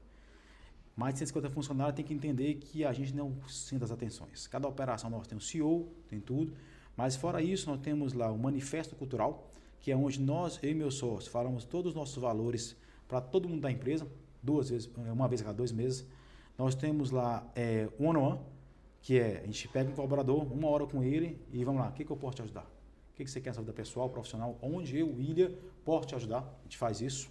Aí a gente tem a parte de treinamento, a gente chama pequenas equipes, e tem uma que a gente copiou do Joel. Toda segunda-feira nós temos a conexão semanal. A gente tem meia hora e fala os acontecimentos da semana passada, dessa semana, elogia e fala as frases novas. A gente comunica com 150. Então, dessa forma, a gente já começa a criar uma empatia com o colaborador. Dessa forma. Quando você fala de vendas, a última coisa que você tem que fazer numa conexão, na minha opinião, é querer vender. A venda não passa por ir lá falar, né? Passa por ouvir, passa por conectar, gerar um rapport. Né? Exatamente. Você tem que entender se realmente você quer vender ou quer só uma conexão. É isso. Você vai estar lá e você está falando, o cara te pergunta, você fala e pronto. A questão de ser interessante terceiro é uma coisa bem dúbia, né? Porque todo mundo tem interesse. Pô, você não é casado? Sim. Beleza. Começou a namorar com a sua esposa, achou ela bonita? Sim. Tinha um interesse. Não sei se era para casar naquele momento, mas tinha um interesse. Não quis ser interessante. Você tinha um interesse nela. E para isso você tinha que ser interessante para ela. Então, esse interessante interesseiro é essa conjugação do verbo. Você tem interesse, sim. Você quer se namorar com aquela pessoa, mas tem que ser interessante para ela. Não mostrar que é só o seu interesse. As pessoas confundem isso. É porque quando você fala assim, alguém quer comprar ninguém quer comprar. Né? Você fala assim, Você quer comprar nada. Até porque se a pessoa quer comprar, você está sofrendo a venda, né? Isso. Não é você que está cavando aquela oportunidade, Exatamente. ajudando a desenvolver. E muitas vezes isso acontece, tá? Sim. Isso acontece. Eu falo para as pessoas, eu falei do último podcast lá, que um dos maiores defeitos meus como empresário foi não ser intencional. Estou sendo intencional 1 ano e meio, 2 anos aí, desde o Clex, um pouquinho antes do Clex, a ser intencional. Isso é um problema do brasileiro que é muito bom, né? Porque o cara é muito bom, gera resultado, aí você fala, a coisa começa a acontecer e você fala, é assim, né? Então mas, tá indo, né? Mas quanto tempo ele demorou para acontecer? Sim. Essa curva deveria durar muito menos que durou. Sim. Muito menos que durou. Pô, hoje é fácil eu falar que tem 19 anos de mercado. A gente é conhecido no mercado, tem credibilidade, tem resultado a apresentar. Mas se você é intencional desde o primeiro dia, a sua curva é menor que a minha, que é menor que a sua. Me fala da intencionalidade do Will. O que é intencionalidade para 2026? Nesse ano caótico, caos Olimpíada, o que é intencionalidade do Will e da Audax? Mas eu não vejo caótico por causa de Olimpíada, por causa de Copa. Barulho, né? Fala de distração, né? Se a gente quem não tem intencionalidade, amanhã tá surfando, né? Então amanhã é Copa, amanhã é Olimpíada, 27, passou mais um ano, né? Enquanto uns choram, outros vendem lenço. Enquanto uns dormem, outros trabalham. Sim. É isso. Você tem que ter um foco. Um dia também. Nós conversamos aqui hoje, também estou para um podcast. Qual é o teu foco? Fazer 100 podcasts até outubro. E faça acontecer. Como a gente falou agora há pouco, lá no início do podcast, o que você quer no final? Aí eu te ajudo a chegar todo o caminho. Então, o que eu dou de dica para alguém de 26? Trace um objetivo. Para dezembro, para setembro, para outubro. E venha voltando ele. Para mim chegar a esse objetivo, tem que fazer quanto em fevereiro? Quanto em março? E se cobrar. Quer ver uma forma que funciona? Faça isso publicamente. Se comprometa publicamente. Publicamente. Né? Se você com você mesmo, você trapaceia, você se auto-sabota. Fala, gente, a gente vai bater essa meta assim, assim, assim. Eu vou entrar nessa meta. Eu vou fazer essa meta. O que eu gosto de um estudo, não vou lembrar o nome da autora, que é aquela que coloca que tem 5 níveis desse do planejamento estratégico. Você pode só planejar e escrever. As pessoas que escrevem já aumentam drasticamente a capacidade de conversão. Segundo ponto as pessoas que escrevem o que querem e compartilham com o time, com alguém, já aumenta mais ainda a conversão. Aquelas que se comprometem publicamente, aumenta mais ainda a conversão. Aquelas que se comprometem, tem alguém cobrando? Então você falou que é a cerimônia que você falou. Eu sei que toda segunda-feira vou ser cobrado. Alguém externo vai me cobrar. Aumenta mais ainda. Né? Então o ser humano ele aumenta o resultado se ele segue esse passo a passo. Então o primeiro escreva, né? Você pega um papelzinho e escreve. O que eu quero chegar lá em dezembro tendo o quê? Né? Aonde eu vou estar em dezembro, né? E depois disso vir quebrando, tornar público e se possível ter alguém ainda, um ritual de cobrança ainda, a chance de você chegar lá é muito maior, né? E a verdade, você deixa isso público. Olha que bacana, vou fazer exemplo dessa semana, que foi a semana. Segunda-feira, fazendo ritual, eu falei que essa é a última semana do mês, né? Então falou, a gente tem que bater 20% de rentabilidade no mínimo nas empresas. Então esperem que eu vou entrar no financeiro. Eu vou entrar para dentro. Vou ter que achar onde é que está isso. Eu vou achar, vou falar com o cliente, vou ver o que está faltando, tem que faturar, vamos olhar. Às vezes é organização, às vezes é falta de contato, é conexão, é falta um auxílio. Eu estou ali para servir meu colaborador também. E estou desde segunda-feira nessa labuta. Então hoje é quinta, vai ser. Então está intensificando. Estamos intensificando. Então assim, eles já sabem que não é uma chatice minha. Que eu anunciei segunda-feira que eu queria bater essa meta. Se eu não tivesse falado, que porra é essa? Do nada ele aparece aqui. Tá procurando o quê? Procurando o quê? Ele tá na minha cola, tá me perseguindo. Mas eu anunciei publicamente. E até a fofoca acaba. Tá vendo? Tá te perseguindo. Não. Porque se você faz o Conza a receber e tá cobrando, vou cair em cima de você. Se o cara faz o Conza, se ele faz o Conza pagar, não é esse momento agora, não é despesa. Não estou falando de cortar de custo. Estou falando de dinheiro em caixa. Eu não vou falar com o cara que está pagando. Vou falar com o cara que está recebendo. E eu deixo claro isso. Você falou de conversar com a equipe. É isso. Eu deixei claro que essa semana nós temos uma meta. E todo mundo está sabendo. Então, se o cara liga, tem um sistema que ele está devendo, olha, está sabendo, você esqueceu, está atrasado, ele já ajuda. Na empresa, eu lembro o seguinte, ou você vende ou você ajuda a vender. E receber é ajudar a vender. Muito bom. E receber é ajudar a vender. Muito bom. Will, impressionante ver o seu crescimento da liderança. Conheci quando você não liderava tantas pessoas, né? Agora que a gente chega aqui com um time de mais de 150 pessoas, como que cresceu em ritual, em processo, em governança, em métodos, né? Se você fosse dar uma sugestão para o Will lá, de que começou a empreender há 15 anos atrás, o que você daria? O que você falaria para o Will hoje? Eu vou repetir que as pessoas têm que entender isso. Ser intencional desde o início. Intencional em tudo que você vai fazer. Não espere indicação. O Flávio trouxe um dado que é o seguinte, que somente 5% das indicações dele vem no final do curso. Que 85% vem no momento da venda. Vamos explicar esse detalhinho, que é a intencionalidade para conseguir a indicação, né? Exatamente. Não é assim, ele vai exemplo. Exatamente. Ó, acabei de fechar com o Zago aqui um serviço de tributário. Então, vou fazer o serviço, vou entregar, ele vai gostar, depois eu peço indicação. Não. Porque se ele fechou comigo, ele está feliz. Se ele está feliz, agora é o momento da indicação. Seja intencional agora. 85% das indicações vêm no momento da venda e não da entrega do resultado. Olha, se eu soubesse disso... Né? Olha, eu tenho um serviço contábil. Eu tenho um cliente meu que demorou 1 ano para entrar na carteira. Que ele entra, não, esse ano com o computador, ano que vem eu vou, não quero mudar. São situações, cada setor tem o seu. Sim. Igual a escola, eu mudo só ano que vem para a escola e tal. A mesma parece um pouco com essa parte. Dificilmente, um ciclo longo de compra. Dificilmente o cara muda de um dia para o outro, se for expulso, mas dificilmente ele muda de uma escola de um dia para o outro, ou se mudou de região e tal. Então, se você for intencional naquilo que você quer, eu falei de venda, você pode ser intencional em treinar o colaborador. Fala, cara, mas ele não entende, você fez o que para ele entender? Como líder, a culpa é sua, né? A culpa sempre é sua. Como líder, a culpa sempre é sua. Líder não é poder, líder é responsabilidade. Se você quer poder, está no lugar errado. Quem tem mais poder hoje é o colaborador do que o líder. Muito bom. Ele tem o poder de pedir para ser servido. E o líder está ali para servir. E o colaborador tem que entender o seguinte, que o líder que faz o teu serviço, ele não é um bom líder. Porque eu vou dar o último exemplo aqui. Se tem um incêndio, o comandante do bombeiro, ele entra no incêndio? Ele na linha de frente, tá junto. Mas ele entra ou ele orienta? As duas coisas, né?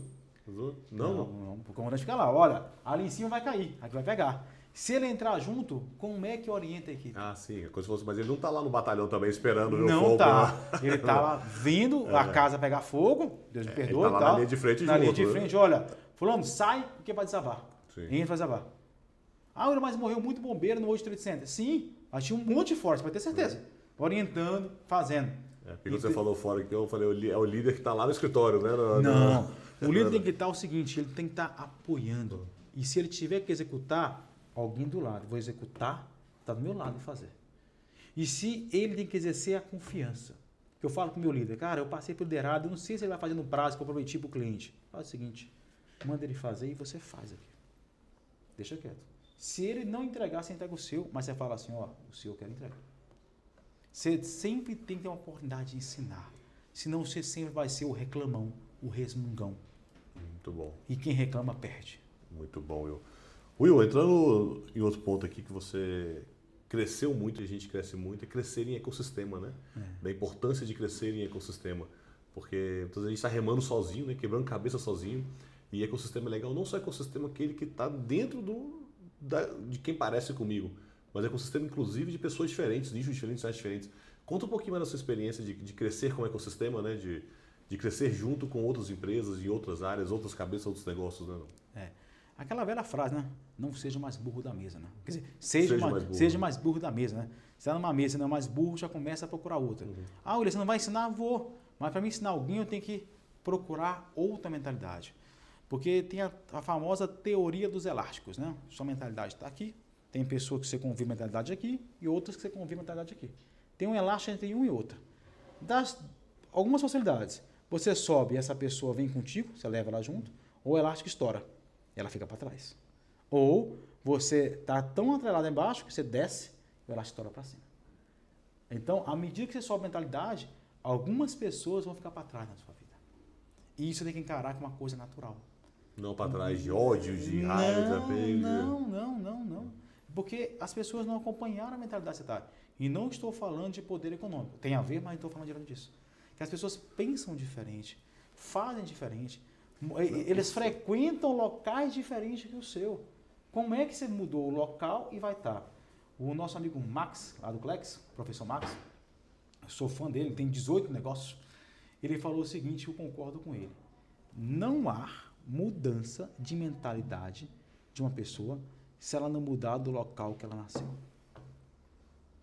Isso é tão natural, Will, que acontece não só do lugar que ela nasceu, mas na prática é muito difícil. Quando você fala assim, quantas pessoas conseguem sair do bairro que ela nasceu, da cidade que ela nasceu, do local que ela nasceu, né? E dentro da empresa a gente luta contra isso. Porque você fala, a gente se apega às pessoas no formato ruim, que é o quê? normalmente quem trouxe a gente até um certo legal não é quem vai construir o próximo degrau, né? E o negócio é crescer, né? A escadinha de crescimento. Na vida a gente tem que crescer. Como ser humano a gente tem que evoluir. Então não são meus amigos do primário que vão me levar para o segundo grau, dentro do segundo grau que vão me levar. Só que a gente fica amarrado naquilo como sendo que aquilo é o fim, né? Não, mas aquilo foi o começo, foi muito bom, desenvolveu, cresceu e agora tem um próximo degrau. Né? Se você constrói uma casa, precisa de um pedreiro, certo? Na hora de vender a casa, melhor o pedreiro ou o corretor de imóveis? O pedreiro vende muito. Mas quem é o melhor? O corretor ou o pedreiro? Nem compara, não tem... O corretor? Sim. Então você tem que entender que o pedreiro até certo ponto ele é importante. Sim. Mas depois é o corretor de imóveis. Sim. Tem que entender que certo ponto essa pessoa é importante da empresa. E talvez ela não queira, esse elástico dela estourou. Essa teoria é a mais que eu vejo no dia a dia. Então quando você está nessa situação de conforto, está muito fácil. Está errado. Não pode estar fácil. Essa Mayla comenta muito, ela fala, se tá fácil, tá errado. Pode parar e fazer de outro jeito, porque tem que estar difícil. Tá fácil, tá errado. Poxa, ano passado eu viajei 96 dias a trabalho, né? E eu nunca tive tão presente na minha família como eu estive quando eu não viajava. Isso é um ponto legal, né, de família, porque não tem nada a ver uma coisa com a outra, né? Tem nada a ver. Tem nada a ver. Tem nada a ver. Tem nada a ver. A sua conexão com a sua família não tem a ver só fisicamente. Tem a ver, sentimentalmente, acordado. Mário Magalhães falou uma coisa numa palestra aqui em Brasília há anos atrás, que eu comecei a adotar e depois disso minha vida mudou, que é alinhamento. Qualquer carro, ele velho ou novo, tem que alinhar, senão alinhar ele bate. E alinhamento é toda semana, todo dia. Toda semana, todo dia. Você alinha. Você chegou em casa, sua esposa está lá, olha, hoje aconteceu isso, isso assim, assado. Aconteceu assim, assado. Você não comenta, daqui a pouco você acumulou. Você não sabe o que faz. Você coloca. O seu sonho tem que ser da família. O primeiro lugar que você tem que ser herói na sua casa. Se não for lá, está errado. Coisa bonita isso, né? Você Primeiro local que você tem que ser herói na sua casa. Se não for lá, está errado. Muito bom. Se não for lá, está errado. Muito bom. E voltando para a intencionalidade que você falou, né? Até aqui a intencionalidade é fundamental. Com certeza. Porque não adianta, não é só vou buscar na escola, só vou almoçar com a minha esposa. Porque você vai almoçar só para almoçar e ficar no celular, cada um no seu, e isso é muito assim. Se você não tiver intencionalidade do que fazer nesses momentos, né? Do que entregar, qual que é o seu papel lá, né? Então você fala, como você vai ser o herói dos seus filhos, se você... Da sua esposa. E eu falo o seguinte, a mulher é a base. A minha mulher é a base. A mulher cuida da família. Pô, se minha mulher quisesse, ela fazia aliança parental. Eu viajo, seu pai não quer saber de você, quer trabalhar. Muito simples. Ela não me vê e faz. Minha filha, papai, você vai ajudar quem? Sim. Ela vai ajudar para ajudar quem? Então tudo depende dessa conexão. E essa conexão você tem que valorizar. Como é que a gente ama nossos filhos, a gente prepara ele para o mundo. Uma hora eles vão. Por mais que demore. Sim. Mas se você demora não, eu passo rapidinho. A minha tem 7 já. Então, assim, você tem que entender que é essa a conexão principal. E a Bíblia diz isso. Quando você forma a família, sua família agora é sua esposa e seus filhos. Não vai largar pai nem mãe. Mas essa é a sua conexão principal. Se você não fizer essa conexão... Eu sou assim, as pessoas são assim. Se eu estiver mal em casa, estou mal na rua. E até me conta um negócio, pegando essa parte espiritual, a parte de fé aqui. Porque ano passado você viajou mais, trabalhou mais e também ficou mais em casa. Eu vi que você ainda foi mais para a igreja. Como é que fecha a conta aí? Como é que é? Tava explicando hora. Um amigo meu falou assim um dia desse lá, e falou assim, William, não tem que entender esse algoritmo seu não. Na verdade, né, aprendendo também nessa argentina, que a gente começou, William, isso, voltar só um pouquinho atrás, rapidinho, me permite, a gente fazia um boss colaboradores, ou café com diretoria, que a gente faz também lá, e vinha os colaboradores e falavam, William, meu sonho é trabalhar com vocês. A gente conhece e tal. Você é onde eu quero chegar. Eu falei, cara, escolhe outro, pelo amor de Deus. Eu não, filho, escolhe outro. Só que eu comecei a parar de me eximir, cara. Se eu sair de onde sair, eu tenho um valor para essas pessoas. Talvez para outros lá em cima, não. Essa eu tenho que dar um bom exemplo para isso. E uma forma de servir, de ajudar cara, eu vou mostrar como é o meu dia a dia. Como é que eu faço isso? Na verdade, eu fiz, sempre fiz, né? Só que eu não mostrava. E agora eu estou mostrando isso. E eu tinha muita vergonha, muita coisa, mas eu estou vendo pelo contrário, muitos feedbacks positivos, muitas coisas bacanas. Às vezes você não comenta mais, não comenta no WhatsApp, no Instagram, mas eles comentam na rua, olha, eu vi você, vi aonde, parabéns e tal. E isso vem ajudado várias pessoas, vem chegado para mim, ajudado. Então, assim, não é que eu fiz mais, eu mostrei mais. E mostro que é capaz. As pessoas falam, não tenho tempo. Você não tem foco. Tempo tem. Sim. Pô, hoje eu saí 1h do evento, já fui na missa, já malhei, já tinha minha filha na escola, já fui no evento da Anshan, então com vocês são 12h20. Isso o pessoal pergunta, como você faz? Você fala, Uai, só parei o carro na porta, desci, fui, entrei, saí, demorou meia hora, foi isso. Exatamente. Aí você fala, você dormiu poucas horas, dormi. Acordei 5h30 da manhã, cheguei 1h da manhã em casa. E tudo bem. Você ouviu até um vídeo do meu sócio hoje, Eduardo? Não tem segredo. A vaca não dá leite.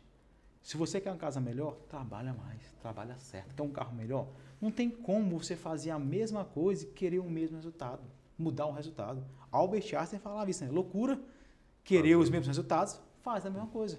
E aí que tá todo mundo, né? E aí está todo mundo. Então, não houve mudança. O que houve foi demonstração do que pode ser feito. Mais intencionalidade, um pouquinho mais disposição racional, intencional. Exatamente. E sempre querendo incentivar as pessoas, porque se eu posso, você pode, ele pode, ela pode. Qualquer um pode. Você não é melhor que eu, nem eu sou melhor que você. Muito Qualquer bom. pessoa pode. E o que é legal, porque quando a gente vê de fora, né, quando a gente vê só o sucesso, a gente não consegue ver esse corre do caminho, né? Então, igual você comentou, vou começar o podcast, não é só para me expor, não. Tem uma métrica onde eu vou chegar, tem o número que eu preciso perseguir, aonde eu quero chegar, e aqui esse é o primeiro degrau. Quando eu fizer o primeiro degrau, eu vou subir para o segundo, e tem um número, um local, uma data, um formato de chegar, né? Essa intencionalidade muda completamente o jogo, né? Mas só essa palavra sucesso.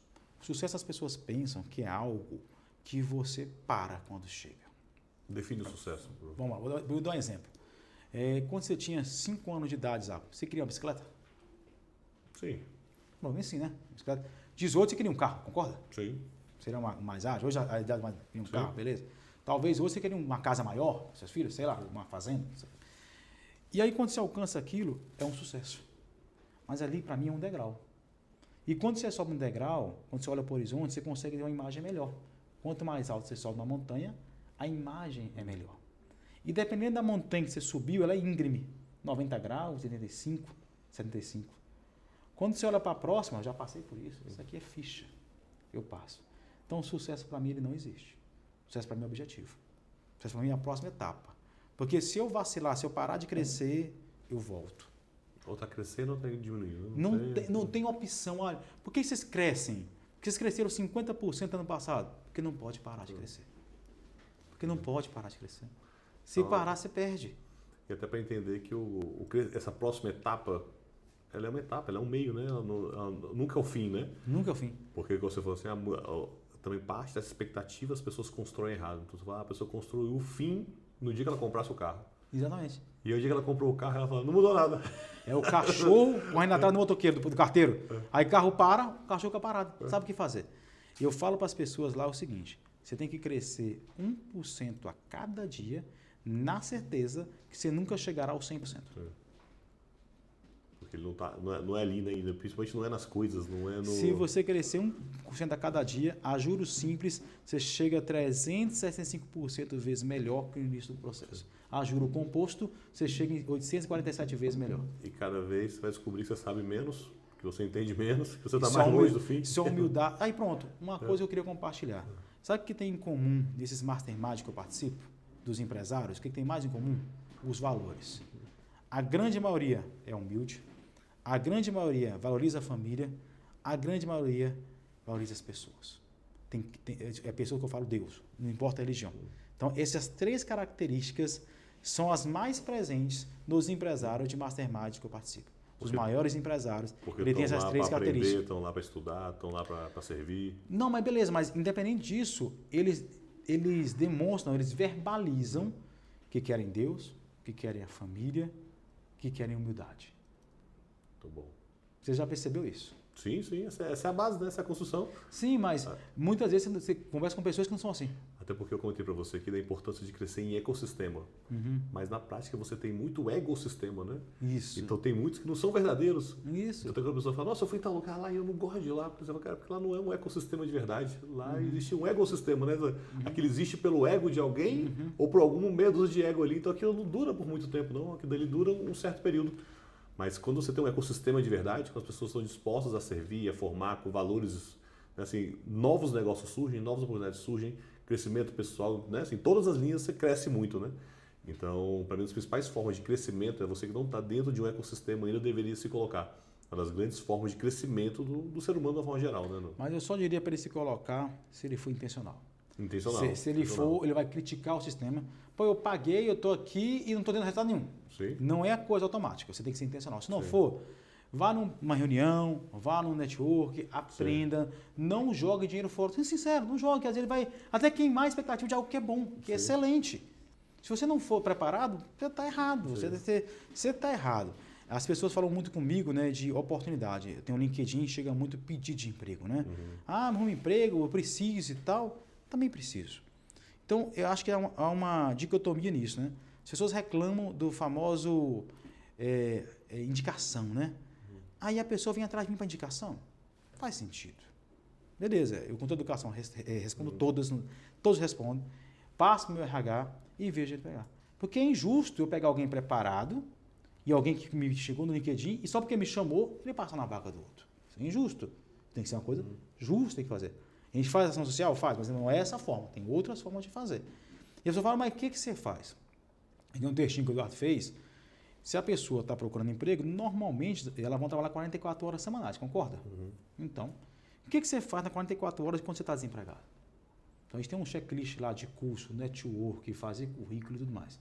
Outro dia eu passei para um amigo e falei assim, cara, faz o seguinte, entrega currículo. Ah, eu entrego, ninguém nem olha na minha cara. Falei, beleza, normal, acontece, não é mentira. Mas faz o seguinte, se fosse aqui na minha empresa, fala assim, eu quero falar com o William, entrega qualquer para ele. Se você esperar 3 dias, a manhã inteira, alguém vai falar, William, esse cara daqui, velho, há 3 dias, velho, atende ele. Cara, ele já ganhou 10 pontos sem olhar teu currículo, por causa da tua força de vontade. Porque nós hoje desligamos mais, não é por técnico, é por comportamento. E o comportamento tem a ver com vontade. Tem com vontade de fazer. Falta de vontade. Se ele já tem vontade de pagar o preço antes de entrar, vai pagar depois. A gente fala para os nossos líderes, se em 90 dias o cara não der, tem que dar, não vai dar em 120. Sim. Que é o motor rachando. Vou te contar que você vai gostar então do processo seletivo que a gente teve. A gente estava com o processo seletivo aberto. E aí eu estava no evento da Câmara Legislativa. Até que o time pega e me liga e fala, Zago, chegou um cara aqui. Ele está aqui na recepção do prédio. E ele falou que ele tem uma carga viva. Parece uma gaiola que ele está segurando na mão. E ele falou que só sai daqui quando entregar para você, velho. Eu falei, que papo doido, velho, né? Que carga viva o quê, velho? Assim, ele falou, galinha. Ele falou que na real... Ele trouxe para você aqui e ele falou que ele já entregou o processo seletivo dele, está correndo, ele está participando, mas ele veio aqui, ele quer entregar para você e a gente falou que você não está aqui e ele falou que vai ficar aqui até você voltar. Eu falei, e aí, velho? Ele falou que não sai daqui não. Eu falei, tá no meio do evento aqui, eu vou ter que falar daqui a pouco aqui, daqui a pouco, né, eu ligo de novo e atualizo aí o rolê. Passado 1 hora depois que eu falei, eu liguei de volta, eu falei, e aí? Ele falou, o cara continua sentado aqui, do mesmo jeito. Ele falou que ele vai ficar aqui até você voltar, que ele só quer te entregar e vai embora. Eu falei, beleza, daqui a pouco eu vou lá pro escritório então, né? Eu voltei pro escritório, era uma gaiola, e aí ele tirou o paninho que cobria a gaiola, tinha 2 Heineken lá dentro. E aí eu falei, e aí, o que é o plano? Ele falou, não, eu vim só te entregar, na verdade, só para provar que eu tô afim da vaga mesmo, e eu vim só trazer a Heineken aqui dentro. Aqui dentro tem uma cópia do meu currículo também dentro da gaiola, mas é só para trazer a Heineken, eu sei que você gosta, tá tudo certo, pronto. Aí é massa. Então você fala, então ali era o cara que teve a vontade. Você simplesmente mostrou vontade. Porque no dia a dia, o que falta nas pessoas? Vontade. O povo não tem vontade de fazer nada. Tipo assim. E você fala, você que veio, né? Você fala assim, tudo foi fácil na sua vida? O que teve fácil? O que veio fácil? Tipo... Mas aí a gente fica também meio egoísta. A gente fala muito de egoísmo, mas a gente também é. Por exemplo, quando eu vim de baixo, de Ceilândia, perdi meu pai com 9 anos, minha mãe era de limpeza, meu pai pedreiro e tudo mais, chegar onde tem hoje, eu tenho, sinceramente, dificuldade de entender a dificuldade do outro. Eu tenho muita dificuldade, porque se eu conseguir com essa dificuldade, você não consegue com a facilidade que tem hoje. Porque você tinha tanta vontade de fazer. Mas eu tenho essa dificuldade. Eu me vejo nisso e me repreendo e converso com os amigos. William, não é assim, pô. A realidade de um é um, a realidade de outro é outra, geração é outra. Mas eu me pego nesse egoísmo de julgar, de colocar numa balança. Mas é porque talvez você conseguiu usar essas dificuldades como alavanca para te empurrar para frente. Sim. Não para te prender, para te puxar. Exatamente. Porque às vezes o outro está preso naquilo que foi a sua alavanca, é o que ele está preso. Não é? Na verdade, dizem que você cresce na vida por causa de 2 coisas. Ou a cenoura na frente ou atrás, né? Atrás funciona mais comigo. As duas, né? Atrás, quando o negócio está apertando, está chegando, a gente manda para não pegar. A gente nunca pegou. Nunca pegou. Então, assim, eu tenho essa dificuldade, tenho que melhorar. E eu gosto de falar isso também, que tem defeitos. A gente não tem só qualidade. Então, isso de conseguir fazer traz algumas sequelas. Que é, cara... Se eu conseguir, qualquer um consegue. Por que o cara não está dando boa vontade? E a gente muda. Muda por quê? Porque o líder tem que mudar, tem que adaptar o liderado. Tem estudo que diz que o ideal de um líder é ter no máximo 4 liderados. No máximo 8. Você vai conhecer cada um dos seus liderados. sabe o que funciona para um, não funciona para outro, funciona para um, funciona para outro. E aí você entende a alavanca que pega. E não é a minha alavanca que funciona para você. Mas se eu não conhecer, eu julgo. Eu julgo e falo, cara, tá no culpa, eu fazia isso que você não faz. Sim. Desculpa a palavra. Então, assim, fazia isso que você não faz. Então, assim, a gente tem que ter a humildade e entender que ninguém é igual a nós. Eles vão ser piores ou melhores, mas nunca iguais. Nem substituível, nem nada. E percebam, não existe, eu estou 19 anos empreendendo, 27 anos trabalhando, e não existe a possibilidade de fazer um bom trabalho e a pessoa não te ver. Eu nunca pedi promoção, nunca pedi aumento, porque às vezes que aconteceu, as pessoas viram acontecendo. Sim. Você está descobrindo, você fala, você não tem medo de ficar desempregado e coisa? Eu falo, não, rapaz, o tanto de problema que tem no mundo, nós passamos em qualquer boutique aí, nós entramos lá e resolve o problema, né? Sabe qual é o melhor dia da semana? Diga. Segunda-feira. É o dia que tem mais oportunidades, sabe por quê? Que é o dia que tem mais problemas. Sim. Só cresce na vida quem resolve problema. Me diz uma pessoa que você conheceu e não resolveu um problema. Sim. Não existe, não. E o dinheiro está atrás do problema, né? O problema está escondido atrás do dinheiro. E quanto maior o problema de mais pessoas e mais escala, é ali que está o... Isso, e que seja significativa a resolução dele. Pessoas falam, poxa, por que uma pessoa que trabalha aí 12 horas por dia não ganha mais que o outro? É o problema certo que você resolve. Qual o problema que você quer resolver certo? Pô, olha o iFood que resolve esse problema. Olha o Uber que resolve esse problema. E hoje você olha e fala, nossa, mas é tão simplesinho, né? O problema é tão bobinho. De vez em quando, tem uma novela antiga que passava, que o cara deu uma ideia de um Uber lá, Francisco Coco deu uma ideia de um Uber lá atrás. Não basta ter ideia. A ideia não adianta nada, a ação adianta. Eu estava numa conversa de amigos e falou assim, cara, eu dei uma ideia pro cara, ele pegou e fez. Mas foi a ideia não é tua não, velho. A ideia é de quem executa. Não vale nada, né? Não vale nada, sabe? A gente tem esse ego, a gente começou a fazer recuperação tributária lá atrás, e o cara, só eu sei, eu não vou contar pra ninguém, vou fazer e tal, e ficamos durante anos nisso. Até que a gente foi um contador amigo nosso aqui em Brasília, fazendo benchmark, a gente sempre teve esse desejo, o Eduardo mais do que eu. O cara chegou lá e abriu a operação toda, sabe? E o cara fazia um negócio que até hoje eu não faço. Ele cobrava honorário por lançamento contábil. Tinha um valor X, se tivesse muita folha era um valor, então todo mês era variável. Se tivesse muita nota era um valor, tinha um percentual para o faturamento, formava um valor. Ele foi o primeiro que fez isso, que eu conheço. Primeiro. Falou, William, eu faço assim, assim. Eu falei, cara, na boa. Tu tá me ensinando isso aí tudo, tu tá falando que é bacana, que resolve para você. E por que tu tá me falando, velho? Aí ele falou assim, William, primeiro... Não é teu segredo? Primeiro é o seguinte, se mais gente fizer... Ótimo, vai ser só eu que estou fazendo, não sou estranho no mercado. Segundo, tu não vai fazer tudo, velho. Ninguém consegue fazer tudo. E agora os colegas vêm contadores, advogados, eu falo toda a estratégia. O que acontece muitas das vezes? O cara vai, não consigo, eu passo para fazer uma parceria. Cara, olha como mudo, estou te falando um exemplo real, como você muda, tira o seu egoísmo e as coisas abrem para você. Sim. E cada vez que você explica... Fica mais claro, você ensinou para você mesmo, você refinou na sua cabeça ali, amanhã tu já é melhor que aquilo. Exatamente. Estava falando com a Débora, veio comigo no carro, falei para ela que na vida, toda vez que você faz uma coisa pela segunda vez, é melhor que a primeira. Sim. Você vai ver no seu podcast lá, a partir do 20 ali, flui. Esse frio na barriga já estou acostumado. O primeiro, o segundo, o terceiro, mas depois começa a fluir, né? Depois a gente pega, né? Eu tenho uma outra bênção, né? Eu tenho um sócio que é mais que irmão, estamos juntos há mais de 10 anos, então a gente dá muito bem. Então, toda empreitada, ele me apoia, eu estou junto. Então, isso é muito importante. A gente fala de empreendedorismo, escolha bem seu sócio. Não teve só ele de bom, teve vários que a gente trocou, não são ruins os outros, só não adaptou. Então, é uma escolha também que a gente não tocou nesse assunto, mas é muito importante. Vamos entrar só no último assunto técnico aqui. Ó. Um bom sócio, uma associação cheia de gente, um monte de pai, um monte de professor, aquela confusão, cada um falando que faz uma coisa. A chance de dar confusão entre eles é gigantesca, né? Isso. O que a gente consegue fazer de instrumentos ali para dar certo? Governança. Governança do que? Entra um detalhinho ali. O que tem que ter? Governança. É só um acordo só um papelzinho escrito lá, um documentozinho? Governança, primeiro você escreve, mas ela funciona se tiver ritual. Cara, qual o dia que vai ter resultado? Quinto dia útil. Toda semana tem reunião de liderança. Todo trimestre, reunião de resultado. Qual o KR? Qual é a meta? A governança atrelada a planejamento estratégico, ritual e processo, pronto. Vai embora. Só que isso vai trazer algo, as pessoas que elas não gostam. Exposição. O que acontece, é raro, mas acontece todo dia, é aquilo. Juntou ali 3 professores, ou juntaram ali 3 famílias, montaram uma escola, o Will entrega para burro. O Zago não está entregando nada. No final do dia, o que acontece?